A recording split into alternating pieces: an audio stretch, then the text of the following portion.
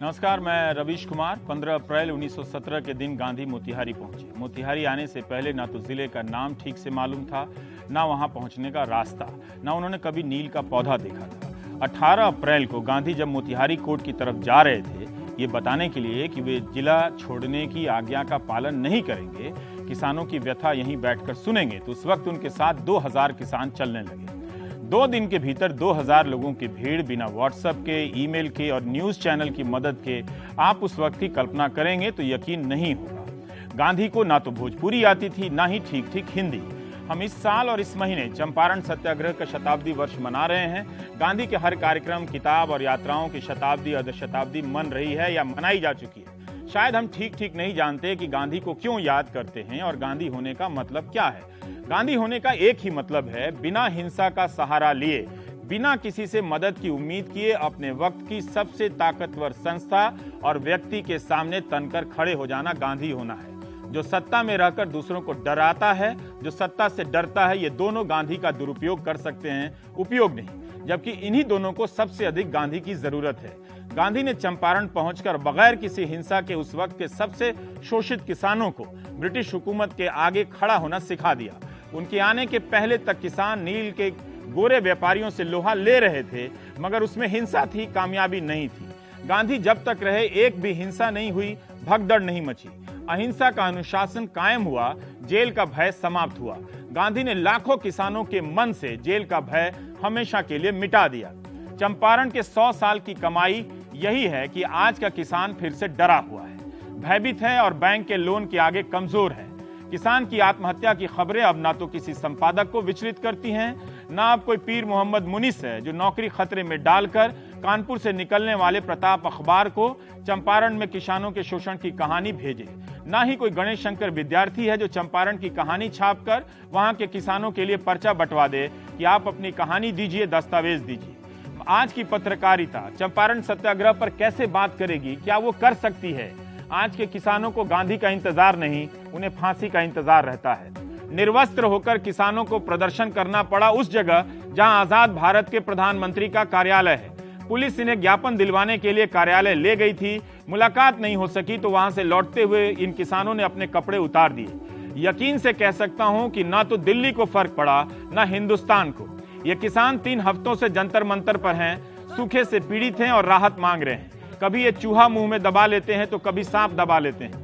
किसानों को सरकार का ध्यान खींचने के लिए कितना कुछ करना पड़ रहा है। सरकार ने तमिलनाडु को 2000 करोड़ रुपए की राशि देने का ऐलान किया। इन किसानों का कहना है कि ये राशि बाल्टी में एक बूंद है। तमिलनाडु सरकार केंद्र से 39,000 करोड़ रुपए मांग रही है। 1917 में गांधी जब चंपारण पहुंचे तो वहां के किसान भी वस्त्रहीन थे। एक बार गांधी ने कस्तूरबा से किसी महिला की तरफ इशारा कर पूछा, कहा कि उनसे पूछिए कि उनकी साड़ी इतनी मैली क्यों है। महिला ने बा को बताया कि मेरे पास एक ही साड़ी है, नहाने के लिए कोई दूसरी साड़ी नहीं है। 2 साड़ी होती तो मैली साड़ी साफ कर पहन सकती थी। ये उस वक्त के चंपारण की गरीबी थी। चंपारण के किसान राजकुमार शुक्ल, शेख गुलाम और शीतल राय के नेतृत्व में लड़ाई लड़ रहे थे, मगर उन्हें किसी ऐसे शख्स का इंतजार था जो उनकी लड़ाई को बड़ा कर दे। आज किसानों की हर लड़ाई छोटी कर दी जाती है। इसमें मीडिया भी शामिल होता है, इसमें नेता भी होते हैं। इसलिए चंपारण सत्याग्रह मोतिहारी में नहीं, तमिलनाडु, महाराष्ट्र और पंजाब के किसानों के बीच मनाया जाना चाहिए, वहीं पर खोजा जाना चाहिए। 18 अप्रैल से 16 जुलाई के बीच 1917 गांधी के नेतृत्व में चंपारण के 10,000 किसानों के बयान लिए गए। भारत के इतिहास की यह पहली जन सुनवाई होगी। 2015 में भारत के 12,615 किसानों ने आत्महत्या कर ली, उनकी कहीं कोई सुनवाई नहीं हुई। चंपारण के किसान गुलाम बना लिए गए। 400 गोरे किसान थे, मगर 19 लाख किसानों को गुलाम बनाया गया। मुनाफा कमाने के लिए किसानों से उनकी अपनी जमीन पर नील उगाकर टैक्स देने के लिए कहा गया। वो अपनी मर्जी से कुछ नहीं उगा सकते थे। उन पर जिस तरह के टैक्स लादे गए वो सुनकर भी आप विचलित नहीं हो सकते, क्योंकि आपकी संवेदनाएं अब मिट चुकी हैं, आपको फर्क नहीं पड़ेगा। फिर भी इस जमाने में बताना चाहिए कि चंपारण के किसानों को गोली मार दी जाती थी, बर्छी से बदन में छेद कर दिया जाता था, घर तोड़ दिए जाते थे ताकि उस जमीन पर नील की खेती हो सके। पाइन टैक्स लगा, किसान अपनी जमीन की सिंचाई करे ना करे, पानी के लिए टैक्स देता था। प्रत्येक रुपए पर जो उसके पास होता था उस पर 1 आना लगान देता था। हल रखता था तो उसके लिए बेंट माफी टैक्स देता था। जब कोई किसान मर जाता था तब उसकी संतान से माँ बाप के नाम पर टैक्स लिया गया, जिसे बपही पुतही टैक्स कहते हैं। किसान अपनी बेटी की शादी के लिए जो मड़वा बनवाता था उस पर भी ₹1.25 का टैक्स लगता था। होली, रामनवमी और दवात पूजा का त्योहार मनाने के लिए भी उसे टैक्स देने होते थे। किसानों से ऐसे ऐसे टैक्स लिए गए जिसकी आप कल्पना नहीं करते। आज भी आप ऐसे ऐसे टैक्स देते चलते हैं, आपको पता नहीं चलता है। गुलामी थी चंपारण में, वहां के किसानों को दास बनाया गया। शोषण का इतना भयंकर असर हुआ कि आज भी कई घरों में वहां लोग जश्न नहीं मनाते। खुशियां आती हैं तो संभल संभल कर जश्न मनाते हैं, पता नहीं कब चली जाए। हम चंपारण सत्याग्रह के नाम पर ना तो गांधी को जानते, ना ही वहां और कहीं और के किसानों को जानते हैं। उस वक्त फरीदपुर के मजिस्ट्रेट EWH टावर ने कहा था कि नील का एक भी बक्सा इंग्लैंड नहीं पहुंचता है जो आदमी के खून से सना हुआ नहीं है। उस समय की पत्रकारिता आज के समय की पत्रकारिता से नहीं थी। बहुत से लोग वहां सरकार की खुशामद कर रहे थे, नील का कारोबार करने वाली कंपनियों के हाथ में बिके हुए थे।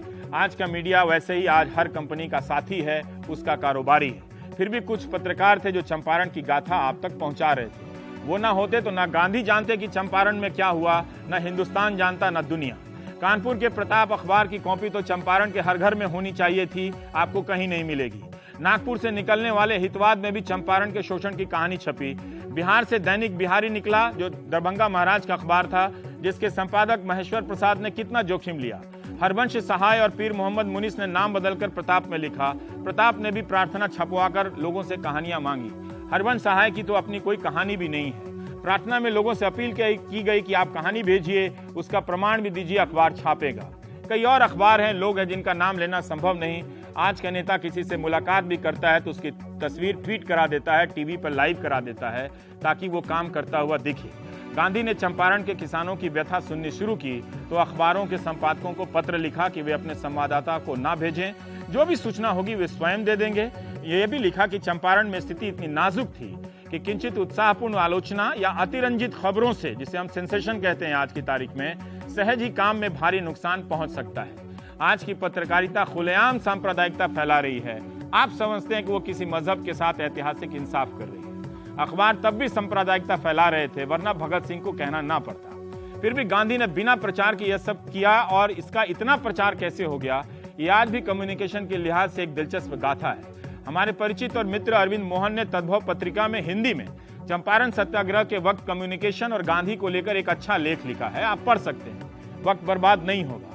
अप्रैल से लेकर नवंबर 1917 तक आते आते चंपारण के किसानों को शोषण से मुक्ति मिल गई, लेकिन गांधी के साथ चंपारण गए नेताओं को भी तरह तरह के डर से मुक्ति मिली। मजहरुल हक ने अपने घर सिकंदर मंजिल से ऐशो आराम के हर सामान बेच दिए।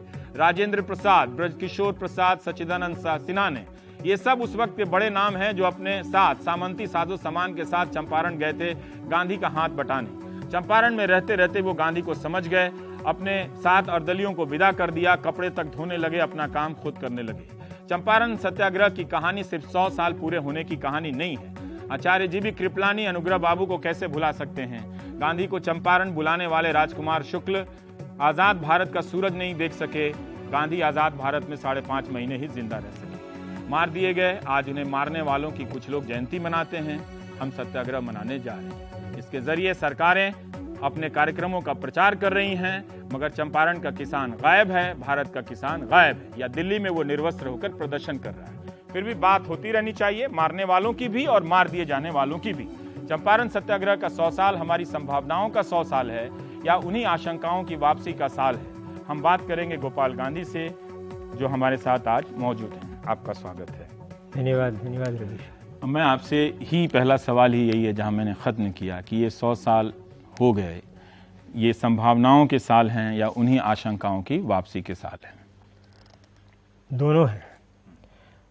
संभावनाओं के साल मैं इसको इसलिए मानता हूँ क्योंकि चंपारण के इतिहास की जो कहानी है वो कल की नहीं है, वो आज की है, वो आज की कहानी है। 3 चीज़ें हमें चंपारण के बारे में याद रखनी चाहिए। एक ये कि चंपारण ही से एक व्यक्ति राजकुमार शुक्ल उभरा और बाहर आया, कांग्रेस सेशन में गया, कांग्रेस सेशन में चंपारण की बात करी। कांग्रेस सेशन यानी कि समझिए उस समय का कांग्रेस सेशन एलीट था, शहर में मिल रहा था, पर गांव की बात वहाँ गई, सुनवाई नहीं मिली। जो आज आप बतला रहे हैं कि जो हो रहा है, निर्वस्त्र हो गए यहाँ किसान, उनकी कोई सुनता नहीं, उनकी कोई परवाह नहीं करता। वो तब भी ऐसा ही था। तब की कांग्रेस ने, मैं एनी बेसेंट और मदन मोहन मालवीय को गिरा कर नहीं बोल रहा हूँ, हकीकत थी, उनकी और प्राथमिकताएं थी, उन्होंने नहीं सुना। पर गांधी वहाँ मौजूद था। दक्षिण अफ्रीका की धूल उनके चादर पर तब तक थी। 2 साल ही हुए थे उनके यहाँ लौटे। दक्षिण अफ्रीका ही की नहीं, दक्षिण अफ्रीका की सत्याग्रह की धूल उनकी चादर पर थी। दक्षिण अफ्रीका का सत्याग्रह बहुत सफल था और वहाँ भी वो खानों से जुड़ा हुआ था, गरीबी से जुड़ा हुआ था, तमिल मजदूरों से जुड़ा हुआ था। तो उस अनुभव के साथ ये आदमी आया था। राजकुमार शुक्ल ने देखा ये आदमी है सुनने वाला, पर उन्होंने भी नहीं सुना। उस समय गांधी की भी प्राथमिकताएं अलग थीं, पर राजकुमार शुक्ल उस पर डटे रहे। संभावना की बात कर रहा हूँ, संभावना उसने छोड़ी नहीं, डटे रहे। बुलाया, यानी शहरी दिमाग को खींचकर गांव में वो ले आए। और फिर गांव में क्या हुआ, गांव में जो लोग थे उन्होंने इस गुजराती व्यक्ति, जो कि जैसे कि आपने कहा हिंदी नहीं, भोजपुरी क्या हिंदी भी नहीं जानता था, उसके सवालों का जवाब दिया और खुद के सवालों से उसका जवाब मांगा। तो संभावना, लोगों का और इस व्यक्ति का पारस्पर्य। दूसरी संभावना, सरकार, लोकल सरकार, डिस्ट्रिक्ट मैजिस्ट्रेट, उन्होंने भी इस आदमी को सुना। 1917 में वो कह सके ये कौन है, बाहर का ही है, जाओ, नहीं, सुना, कुछ दिक्कतों के साथ सुना जरूर। गवर्नर तक बात कही। सरकारी अधिकारी का गांधी ने अनादर नहीं किया, बल्कि आदर किया, उनको अपने काम में जोड़ा। और फिर आप जानते हैं, सब जानते हैं, संभावना, getting the city to listen to the village. और गांव सरकार जो है उसकी बात सुने, सरकार की बात सुने, शहर की बात सुने। और तीनों ने फिर, जैसे कि आपने कहा, बृज किशोर बाबू, राजेंद्र बाबू, सत्यनारायण सिंह बाबू, मजहरुल हक, ये सब दिमागी लोग अपना दिमाग दिमागी कामों में छोड़कर ज़मीनी काम पर लगा गए। संभावना, तो आज भी मैं देखता हूँ संभावना बहुत है। अगर हमारे देश में आज मेधा पटकर, पी साईनाथ, अरुणा राय ऐसे लोग हैं जो कि गांव की बात शहर में कर रहे हैं और शहर को गांव की बात सुना रहे हैं, तो मैं समझता हूँ बहुत संभावना है। आरटीआई एक्ट कैसे निकला है, शहरी मुहिम से नहीं निकला, शहरी उद्यम से नहीं निकला, गांव में इन्होंने किया। ये लोग गांव के लिए शहरी लोग हैं, गांव गए और गांव की बात सुनकर खुद बदल गए, जैसे कि गांधी खुद बदला। और इन सब के राजकुमार शुक्ल हैं। इन सब के पीछे आज की जो मूवमेंट्स हैं, उन सब के पीछे आपको राजकुमार शुक्ल मिलेंगे। तो बहुत ये संभावना के साल है।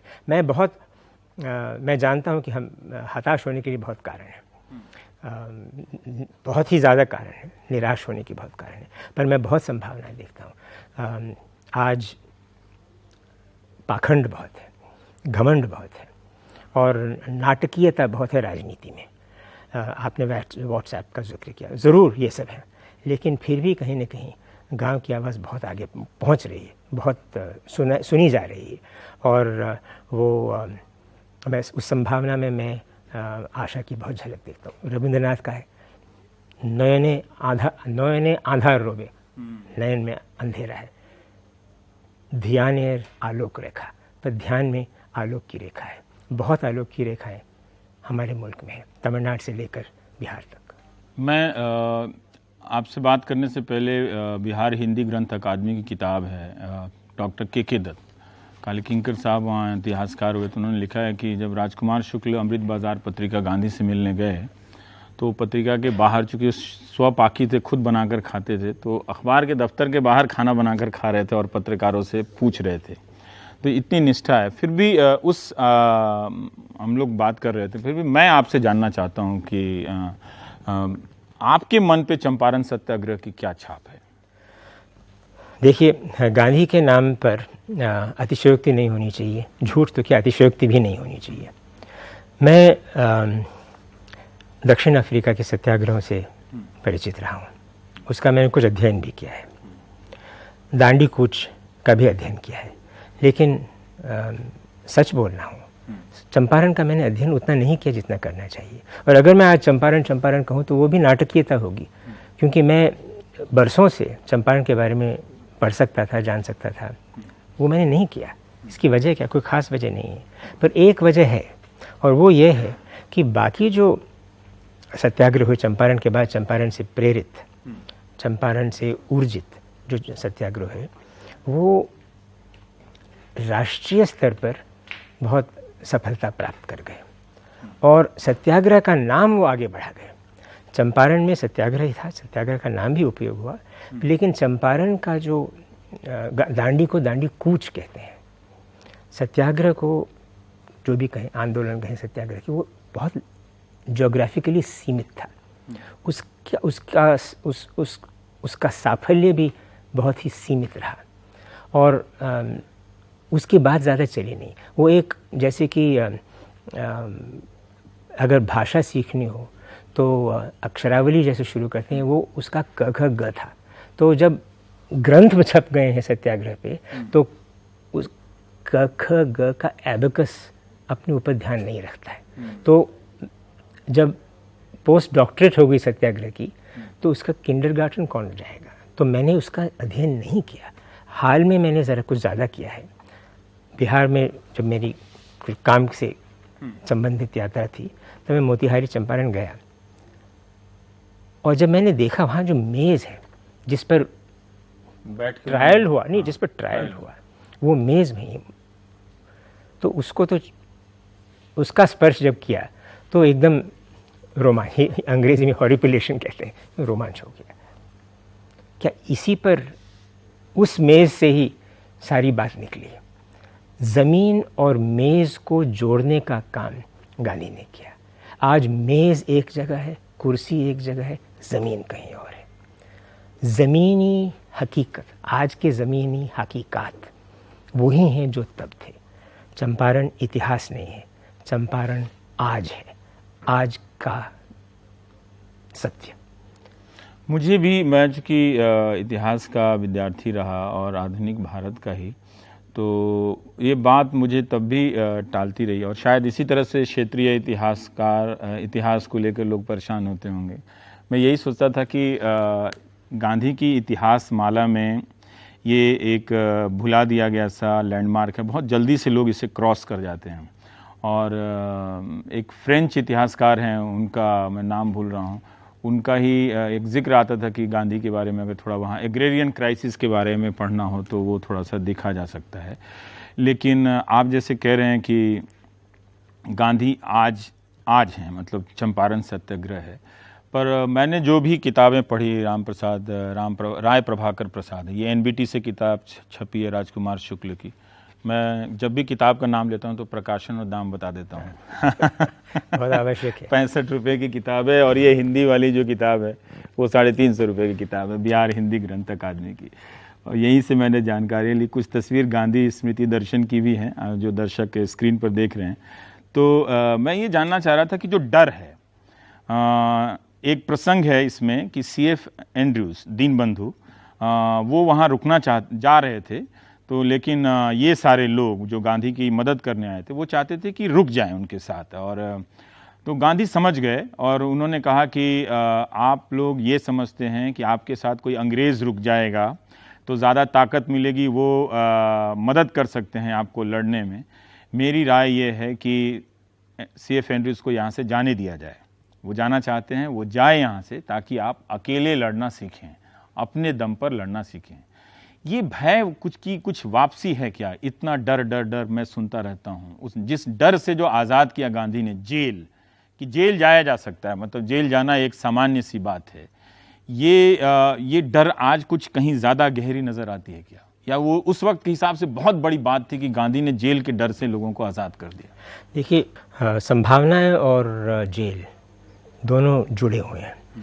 गांधी जेल जाने के लिए हमेशा तैयार थे, जेल जाने के लिए आतुर नहीं थे। वो सुलह और समझौता और न्याय और इंसाफ के लिए आतुर थे। जेल जाना उनके लिए एक मामूली सी बात थी, जाना हो तो जाएंगे, पर उनका ध्येय जेल जाना या जेल भरना नहीं था। 1942 में बात कुछ ज़रा फ़र्क हुई, जेल भरो वगैरह, लेकिन उस समय वो अपने आप पर या अपने आंदोलन पर एक कोई सेंसेशनल आकर्षण नहीं लाना चाहते थे, वो सिर्फ काम करना चाहते थे कि ये एक मुद्दा है। पर ये मुद्दा सिर्फ इंडिगो का नहीं है, किनकठिया का नहीं है, ये एक तरह की ज़मीन से जो जुड़ाव है हमारे लोगों का, वो एक बहुत गहरा जुड़ाव है, बहुत एक संबंध, बहुत ही एक अनूठा संबंध है। उस संबंध पर अगर कोई अपना दायित्व ला रहा है तो वो दायित्व गलत है, हमें इसको दूर करना है। पर लेकिन साथ साथ कोई भी चीज़ वैक्यूम में नहीं है, समाज को भी कुछ अपने में बदलाव लाना चाहिए। ये सिर्फ एंटी ब्रिटिश राज बात नहीं है, एंटी प्लांटर बात नहीं है, कुछ सब चीज़ें जुड़ी रहती हैं। तो उनके कई संदेश समाज को भी साथ साथ जाने लगे थे। कोई भी चीज़ उन्होंने जैसे बाद में कहा एक और संदर्भ में कि जो न्याय मांगता है, वो जो न्याय मांगने आता है उसके हाथ साफ होने चाहिए। तो अगर यहाँ कम्युनल भावनाएं हैं तो वो जानी चाहिए। और अगर यहाँ गरीबों और गरीब तो सब हैं, ये आदमी और औरत, पर अगर औरत पर खास जुल्म हो रहा है आदमी से, किसान से, अपने घर की औरत पर, तो उसको भी दूर करना है। तो ये सब सारी चीज़ें उन्होंने एक साथ देखी, एकजुट देखकर फिर कस्तूरबा को भी वहाँ लाए और अपना काम करना शुरू किया। तो बाद में जो जो उनके कार्यक्रम बनने रहे, उन सब की बीज हम चंपारण में देखते हैं। आपने रवीश बहुत ही एक सुंदर एक उदाहरण दिया था वो माला का। उस माला गांधी की सत्याग्रह और सत्य और आग्रह की जो माला है, उसमें जो अलग अलग जो बीज, वो एक शुरू होते हैं एक गांठ से। वो गांठ है चंपारण और वो अंत भी होता है उसी गांठ में। तो हम चंपारण से जो शुरू हो रहा है सिलसिला संभावना का, अभयता का, वो फिर उसी गांठ में जाकर रुक रहा है। और आज जो चंपारण है वो शुरुआत भी है और वो हमारी मंजिल भी है। वो जेल जाने का जो तब खतरा था आज भी है, जेल जाने से जो तब भय था वो आज भी है। जो निर्भयता गांधी तब लाए थे वो आज भी हम देख रहे हैं। कई लोग जेल जाने को तैयार हैं और जा रहे हैं, पर है भय ज़रूर और नहीं होना चाहिए। आचार्य कृपलानी पहली बार जेल गए चंपारण को लेकर। उनको जेल जाने का क्या, वो प्रोफेसर थे, जेल क्यों जाते, गए। और उन्होंने बहुत ही अजीब बात की, बल्कि बहुत ही गजब की बात कही आचार्य कृपलानी अपने तरीके से। उन्होंने बाद में कहा, बहुत समय बाद, गांधी भी तब तक नहीं थे, कि गांधी ने हमें बहुत कुछ सिखाया। गांधी ने सिखाया कि अपने दुश्मनों से कैसे दोस्ती करना। गांधी ने हमें ये नहीं सिखाया कि अपने खुद के लोगों से कैसे दोस्ती करना। तो खुद के लोगों से दोस्ती करना जो कृपलानी जी कह रहे थे कि नहीं सिखाया, वो एक तरह से ठीक भी था। और उनका अपने लोग से क्या मतलब था कि अपना ही जैसा काम कर रहे हैं। तो हमारी जो इकाइयाँ हैं, लिबरल इकाइयाँ, रेडिकल इकाइयाँ, वो आज अपने साथ ज़रा काम करना शुरू करें, ये बहुत ज़रूरी है। गांधी ने सिखाया भी था, जो एक तरह से मैं गांधी का डिफेंस कर रहा हूँ कि उन्होंने अपने आप के लोगों को कितने तरह के, जैसे C.F. एंड्रूज़ का आपने जिक्र किया। C.F. एंड्रूज़ अपनी एक खुद की एक शक्ति लाए थे। मिशनरी थे, पर वो क्रिश्चियन की मिशनरी नहीं थे, वो एक तरह के ह्यूमनिस्ट मिशनरी थे। वो भी उसमें आए। आज हमारे देश में देखिए, एंड्रूज़ जैसे जॉन द्रेज हैं। जॉन द्रेज बेल्जियन पैदाइश के जो हैं, वो झारखंड में काम करते आ रहे हैं। उनको हिंदुस्तान की हकीकत इतनी मालूम है जितने कि शायद हिंदुस्तान की पैदाइश को नहीं मालूम है। वो झारखंड में आदिवासियों के साथ काम करते रहे हैं, अपनी पत्नी बेला भाटिया के साथ काम करते रहे हैं। उनको ज़मीनी हक, ज़मीनी अधिकार के बारे में बहुत बहुत ज्ञान है। और RTI, नरेगा, इन सब के वो दार्शनिक हैं और इन सब के वो विशेषज्ञ हैं। तो एंड्रूज़ स्वरूप आज जॉन द्रेज हमारे पास है। और उस समय बाबू राजेंद्र प्रसाद और बाबू बृजकिशोर प्रसाद जैसे आज कई वकील खेती अधिकार पर काम कर रहे हैं। और इन सब को साथ मिलकर उस निर्भयता को दूर करना है निर्भयता। पर मुझे लगता है कि वो दूर होगी, क्योंकि बहुत कामयाबी, हमें ज़मीनी कामयाबी मिल रही है। ये बातचीत चल रही है, लेकिन हम यहाँ एक ब्रेक लेंगे।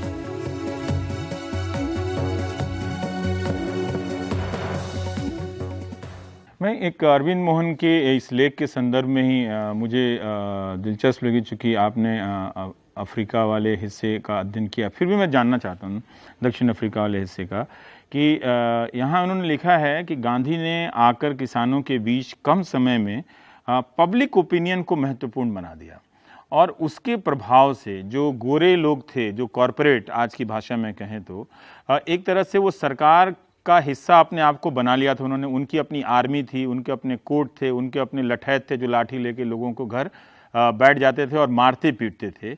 उन दोनों को अलग कर दिया गांधी ने पब्लिक ओपिनियन के जरिए। तब तक टेलीफोन, दिल्ली से हर थाने में टेलीफोन का संपर्क हो चुका था, तार आ गया था, टेलीग्राम की व्यवस्था हो चुकी थी और अखबार वगैरह थे। इन सारे जिक्र से मैं जानता हूँ। तो ये पब्लिक ओपिनियन का पावर आज हम दुनिया भर में देखते हैं कि पब्लिक ओपिनियन कुछ और है। दो तरह की पब्लिक ओपिनियन की एक दुनिया चल रही है ना। एक पब्लिक ओपिनियन बनाम दूसरा नहीं है, मतलब पब्लिक ओपिनियन बनाम पब्लिक ओपिनियन की हम दुनिया देख रहे हैं। मैं उस संदर्भ में भी जानना चाहता हूँ कि गांधी ने ये कैसे हासिल किया और आज हम कैसे इसको समझ सकते हैं कि आज पब्लिक ही पब्लिक के खिलाफ खड़ी है और लोग ऐश कर रहे हैं। ऐसा है। और एक तरह से इंडिया वर्सेस इंडिया जैसी बात हो गई है। ये क्यों है? हम मीडिया के महल में आज हैं।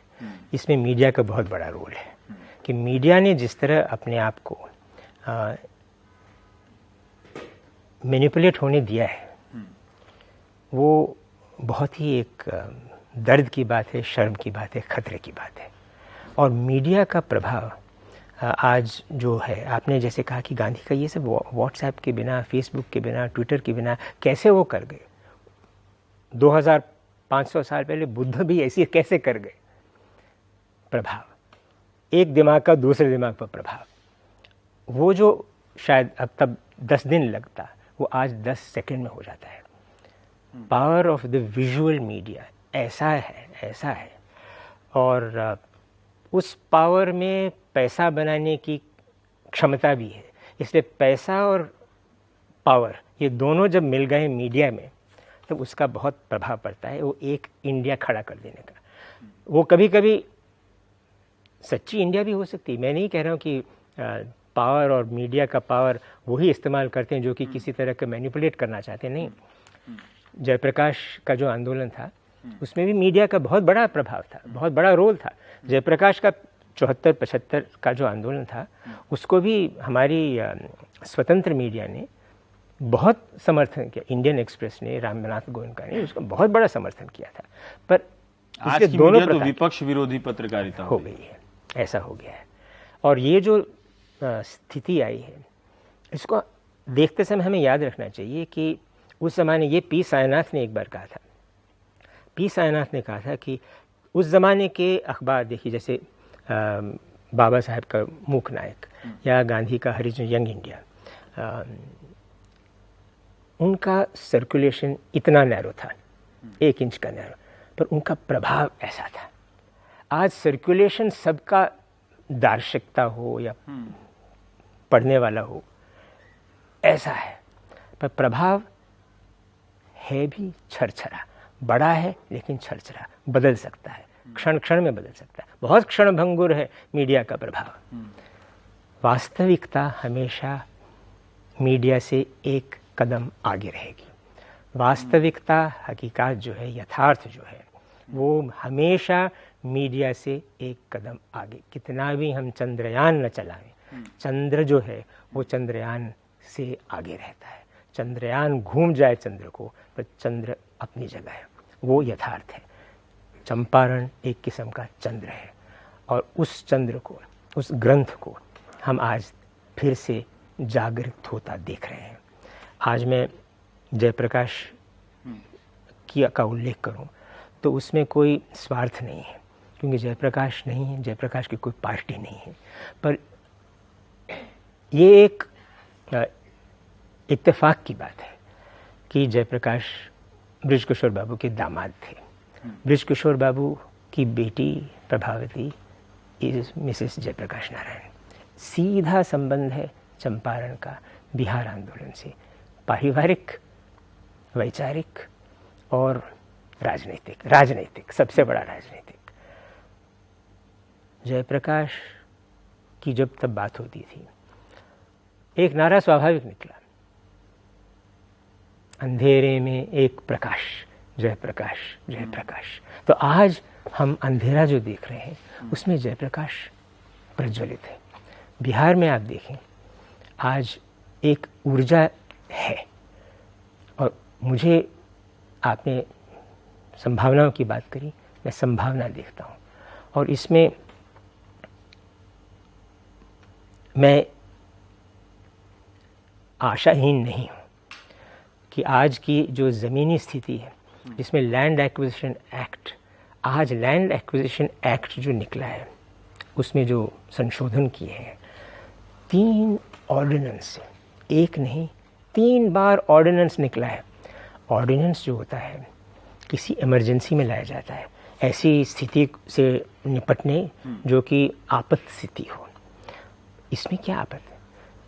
लोगों के ज़मीन, किसान के अधिकार को कम करना और उनके अधिकारों को अपने वश में ले आने के लिए लैंड एक्विजिशन एक्ट का इस्तेमाल करना, उनको कॉम्पनसेशन के जो तरीके हैं उनको डाइल्यूट करना, सोशल इम्पैक्ट असेसमेंट की जो बात है उसको डाइल्यूट करना, ये सब चंपारण से सीधा संबंध रखते हैं।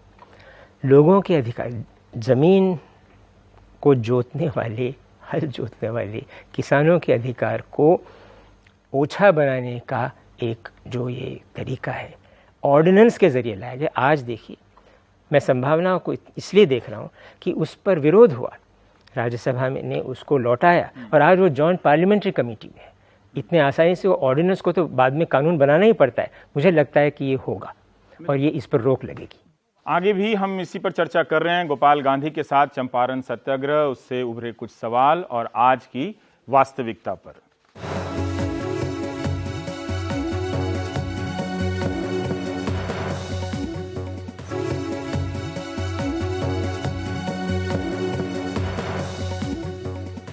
दो बात आपसे ज़रूर पूछना चाहता हूँ इससे पहले कि मेरा समय ख़त्म हो जाए। कनाडा की एक विधानसभा में या असेंबली में 1984 के सिख विरोधी नरसंहार के बारे में निंदा प्रस्ताव पास हुआ, और कनाडा से क्या लेना देना मेरा, लेकिन फिर भी हम अपनी संसद और विधानसभाओं में बहुत कम बार, मतलब 1984 या 2002 के दंगे हुए, या अभी जो देश में जगह जगह दंगे हो रहे हैं, उनको लेकर राजनीति करते हुए भी या राजनीति से ऊपर उठकर भी हमने निंदा प्रस्ताव तो कहीं देखी नहीं, मतलब देखा भी नहीं, और कहीं कोई प्रायश्चित नहीं हमने देखी।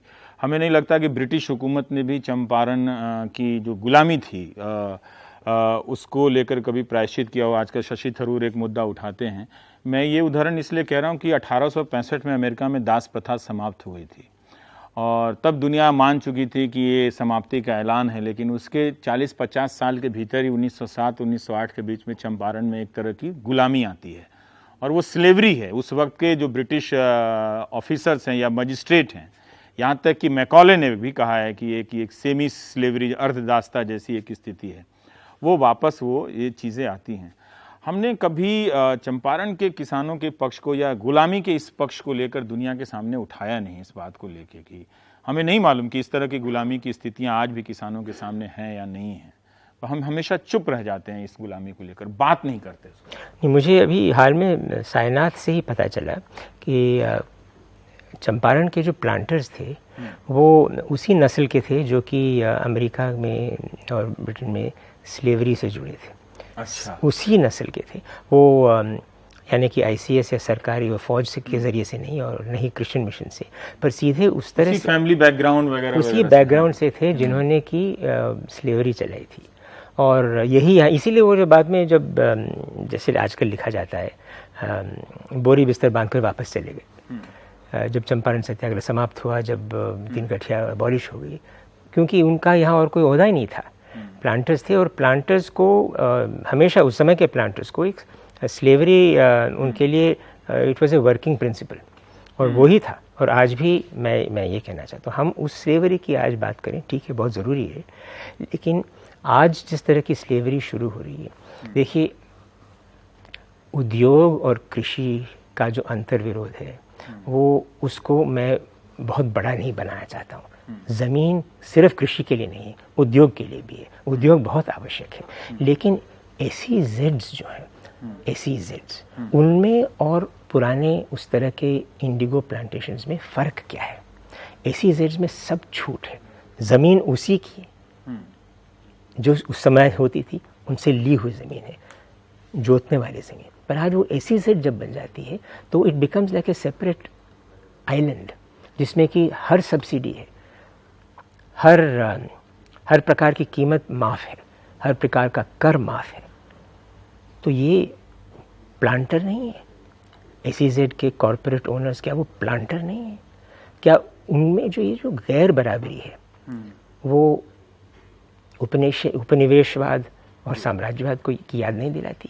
आज के प्लांटर्स भी हमारे पास में। मैंने ये बात इसलिए कही कि अभी हाल में मैं प्राइम टाइम के दौरान ही, जब ये नोएडा में अफ्रीकी नागरिक के साथ विवाद हुआ था, तो मैं एक अफ्रीकी कलाकार से बात कर रहा था, तो उन्होंने एक अपने मित्र से परिचय कराया जो वो भी अफ्रीका के किसी मुल्क के थे। उन्होंने कहा कि मैंने आप यहाँ क्यों हैं? तो उन्होंने कहा कि मैं अपने मुल्क में किसान था, लेकिन एक प्लांटर कंपनी आई जो कॉफ़ी उगाती है, बहुत बड़ी मल्टीनेशनल है, उसने मुझे हमारे ज़मीन से बेदखल कर दिया और इतना मुश्किल कर दिया कि मेरे पास भागने के अलावा कोई रास्ता नहीं था। तो मुझे लगता है, मैं इसलिए बात कर रहा था कि चंपारण सिर्फ हिंदुस्तान में नहीं दुनिया भर में घट रहा है। हम उसे नहीं देखना चाहते। इस तरह से भी देख सकते हैं कि किस तरह से हमारे किसान इस हालत में हैं कि वो कपड़ा तक उतार दे रहे हैं इस दिल्ली में, लोगों का सिर्फ ध्यान खींचने के लिए कि कोई सहानुभूति और करुणा से जाकर बात कर सके। मतलब मैंने किसी नेता को नहीं देखा वहाँ जाकर, औपचारिकता के लिए गए हैं, लेकिन उनके बीच बैठकर उनकी संवेदना को महसूस करने के लिए। आखिरी सवाल मैं आपसे जानना चाहता हूँ कि जो भी व्यवस्था है, अच्छी या बुरी या उससे बेहतर करने के लिए, आपको लगता है कि विकल्प या विपक्ष में जो नेता हैं उनके पास इतना नैतिक बल है, नैतिक बल का इतना संसाधन है कि वो किसी विकल्प के लिए खड़े हो सकते हैं? देखिए, जो नैतिक बल होना चाहिए उतना नहीं है। पर क्यों नहीं है? वो इसलिए नहीं है क्योंकि उनमें वो धैर्य और वो परिश्रम करने की भावना नहीं है जो कि गांधी, राजेंद्र प्रसाद, सच्चिदानंद सिन्हा और बृजकिशोर में थी, जयप्रकाश में थी। नैतिक बल तब मिलता है जब व्यक्ति में ज्ञान हो, अनुभव हो और उस ज्ञान और अनुभव को आगे ले जाने के लिए समर्पण हो। ये नहीं है। अगर खुद को आगे बढ़ाने का लालच सबसे बड़ा मोटिवेशन है तो नैतिक बल कहाँ मिलेगा? खुद को देखिए, जैसे पेंसिल होती है, पेंसिल की जो नोक होती है, वो जब लिखने लगती है तो वो खुद को घटाते घटाते घटाते लिखती है, खुद को बढ़ाते बढ़ाते बढ़ाते नहीं लिखती है। तो ये वो पेंसिल है जो कि तब नैतिक होगी जब खुद का न सोचे, मुद्दे का सोचे। और मैं एक बात करके अपनी बात को समाप्त करता हूँ। पाखंड जो है व्यापक है, मुझ में भी है। मैंने कभी न फावड़ा उठाया है, न कुल्हाड़ी चलाई है, क्यों खुरपी तक नहीं पकड़ी है। और मैं किसानों की बात कर रहा हूँ आपके सामने। इसमें पाखंड है, लेकिन एक प्रकार से उस पाखंड को मैं धो रहा हूँ। वो इसलिए कि मैं जानता हूँ कि इस मुद्दे को मेरे जैसे शहरी कीड़े भी अपना बना सकते हैं और बना रहे हैं, बहुत बड़ी मात्रा में बढ़ा रहे हैं। चंपारण 100 कल की बात नहीं है, आज की बात है, आगामी कल की बात है।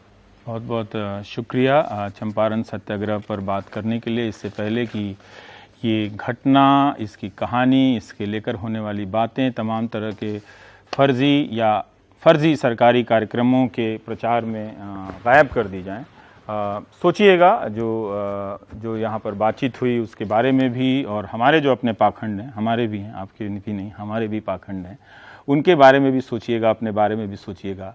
देखिएगा कहीं आसपास चंपारण घट तो नहीं रहा है। आप देख रहे थे प्राइम टाइम। नमस्कार।